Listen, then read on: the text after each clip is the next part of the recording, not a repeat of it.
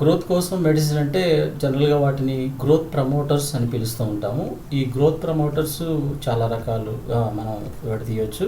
ఒకటి nutritional growth promoters. ఇవి vitamins, minerals, తర్వాత ఎసెన్షియల్ అమినో యాసిడ్స్, ఫ్యాటీ యాసిడ్స్తో కూడి ఉంటాయి. ఇవి ప్రాపర్ స్థాయిలో ఉన్నాయా లేదా అదొకటి ఇంపార్టెంట్.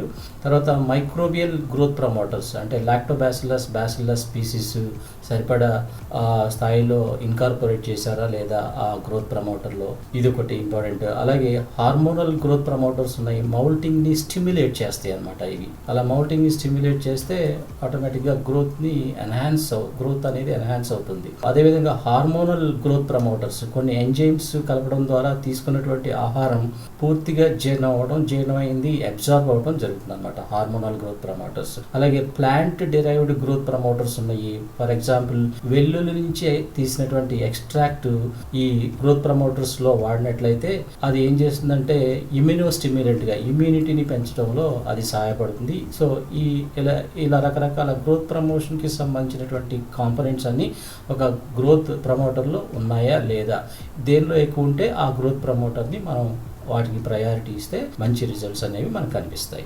మన రొయ్యరాజు యాప్ని డౌన్లోడ్ చేసుకొని లబ్ధి పొందండి.